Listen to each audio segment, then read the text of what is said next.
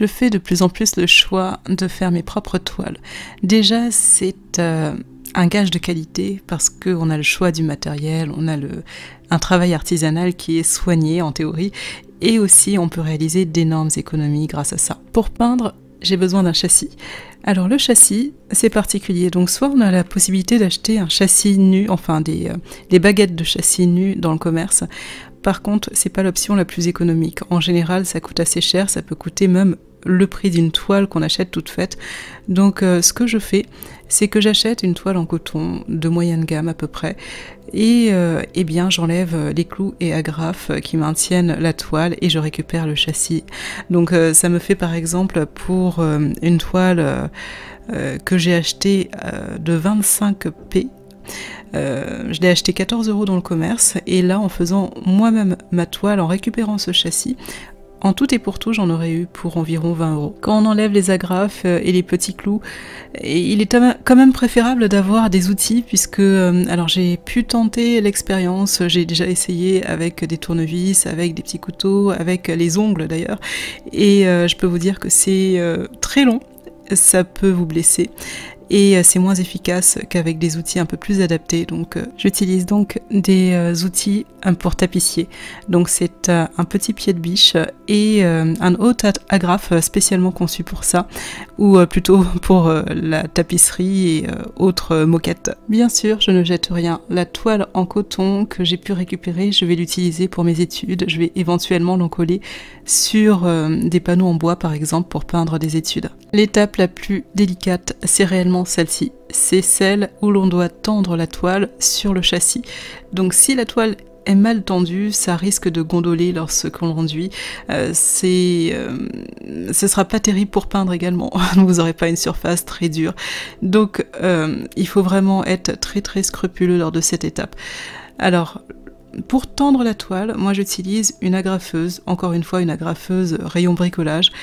Et alors le but c'est de tendre de part et d'autre à chaque fois. Donc en fait on commence par un premier côté, on a 4 côtés, un premier côté, on agrafe toujours par le milieu en premier, puis ensuite on passe sur le second côté, on va agrafer aussi au milieu, puis le troisième côté au milieu et le quatrième côté au milieu. Et une fois que les 4 côtés ont été agrafés en leur milieu, eh bien on reprend avec le premier côté, on se décale en fait, on commence toujours par les milieux pour aller vers les extérieurs petit à petit, et à chaque fois qu'on a agrafé un côté, il faut toujours faire son opposé juste derrière, comme ça permet de tendre de plus en plus efficacement la toile et d'avoir une sorte d'aspect tambour de la toile qui est bien tendue. Faut pas avoir peur de tirer dessus, donc à part si vous avez des toiles de mauvaise qualité, mais bon j'en doute, hein, si vous faites votre toile c'est pas non plus pour prendre de la mauvaise qualité, c'est en général pour prendre du tissu en lin. Et donc le lin c'est résistant, on peut y aller, on peut tirer dessus. Alors si vous voyez bien, j'ai personnellement une pince qui permet de tendre encore plus efficacement la toile.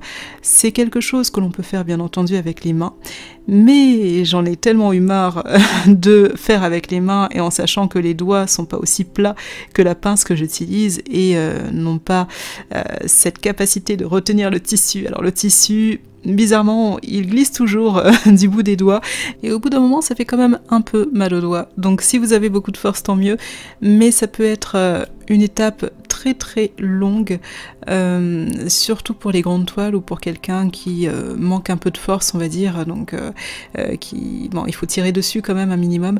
Donc voilà, en fait la pince améliore considérablement l'existence pour pouvoir teindre une toile.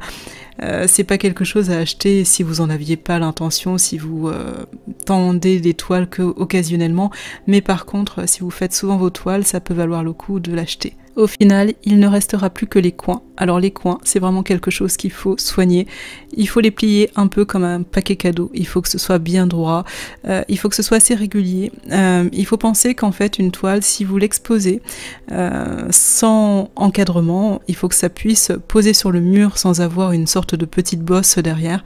Et autre chose, ce serait dommage qu'en fait vous ayez un beau tableau et que sur les côtés, en fait, ce soit pas très propre. Donc je vous conseille réellement de soigner les coins.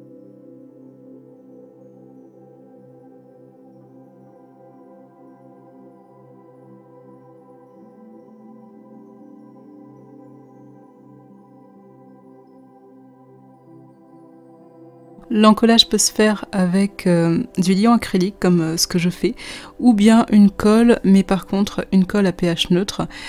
Donc en général il vaut mieux aller dans le rayon Beaux-Arts pour ça. Il vaut mieux éviter de prendre des colles, on va dire écolières, etc.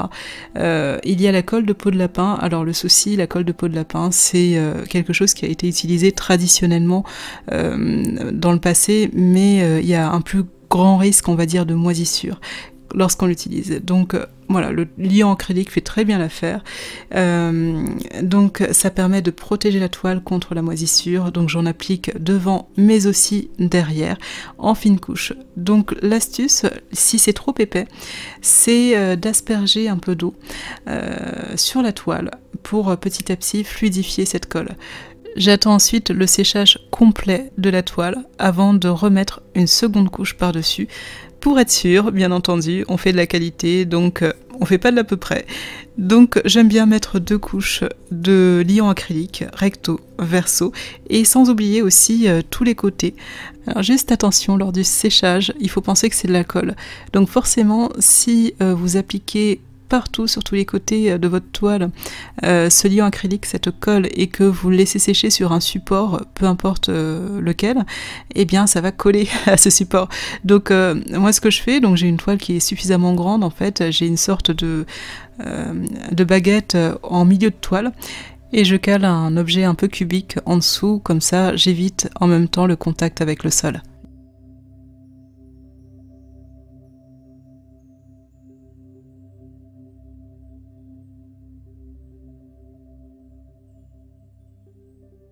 Le gesso améliore l'expérience de peinture. Ainsi, mes peintures ne seront pas absorbées. Ainsi, ma toile sera beaucoup plus lisse, le pinceau va glisser un peu plus facilement et les couleurs seront de mieux en mieux préservées. L'induction peut se faire soit avec un pinceau, soit avec un couteau à peindre. Alors en général, quand on a une toile qui est assez grossière, avec beaucoup d'aspérité à combler, il vaut mieux privilégier au début le couteau et éventuellement passer ensuite au pinceau. Donc ça permettra de mettre beaucoup plus de matière à l'intérieur de la fibre. J'applique le gesso sur toute la partie recto de ma toile, c'est-à-dire la face avant, les côtés et les renforts qui sont retournés en arrière sur le châssis. Le gesso sèche assez rapidement, donc environ 30 minutes à peu près, ça dépend de la couche qui a été posée. Mais on peut appliquer les secondes couches par la suite. Donc avant d'appliquer une seconde couche, il faut bien sûr que ce soit sec, mais surtout il faut poncer entre chaque couche. Ça permet de lisser de plus en plus la toile et d'avoir une surface en fait bien lisse, je me répète je sais, mais qui permettra d'éviter trop d'aspérité. Cette étape est à réaliser autant de fois que nécessaire, c'est-à-dire la première application gesso avec ponçage, puis seconde application gesso, ponçage, etc. etc. Moi en général, je mets au total 4 couches de gesso, donc gesso, séchage, ponçage, gesso, séchage, ponçage, etc. Tout ça 4 fois. En sachant que plus la toile donc est grossière et plus il va falloir du gesso. Donc pour moi 4 fois c'est un minimum et que chacune des applications devra être croisée par rapport à la précédente. Donc là quand vous voyez j'applique le gesso, et bien assez souvent je tourne ma toile pour pouvoir appliquer la seconde couche de gesso de façon croisée par rapport à la première couche. En fait comme en peinture en bâtiment, c'est tout simplement pour éviter les démarcations. Vous savez, les stries que l'on peut faire lorsqu'on passe toujours le pinceau dans le même sens, sans arrêt, les couches s'accumulent et petit à petit on commence à voir apparaître des couches de peinture comme si on avait passé un peigne dessus avec des stries bien droits. Donc c'est pas forcément très esthétique, voilà. Comme je réalise mes propres toiles, tant qu'à faire, je préfère qu'elles soient comme je le souhaite. Donc le rendu final, j'aime bien avoir une toile qui est teintée déjà. Ça m'évite d'avoir à le faire en cours de peinture. Et donc pour ce faire, j'utilise n'importe quel pigment. Mais par contre, l'astuce, c'est qu'il faut que le pigment soit quand même un minimum dissous avant de le mélanger au gesso. Pour éviter que ça fasse du petit grain. Bon, à part si c'est le rendu que vous souhaitez. Mais voilà, donc moi j'asperge un peu d'eau, je mets le pigment, j'asperge un peu d'eau, je rends le pigment liquide et petit à petit je l'intègre au gesso. Et donc ça fait une sorte de peinture à l'acrylique finalement, puisque c'est un liant acrylique, hein, donc en fait la peinture acrylique, c'est rien d'autre que le liant acrylique avec des pigments. Donc c'est exactement la même chose. Et ça me permet de faire d'une pierre deux coups en quelque sorte. Ça me permet d'avoir à éviter à teinter ma toile juste avant de peindre. Vous savez, avec un jus par exemple d'essence, de térébenthine et de couleur, il faut attendre un peu le séchage.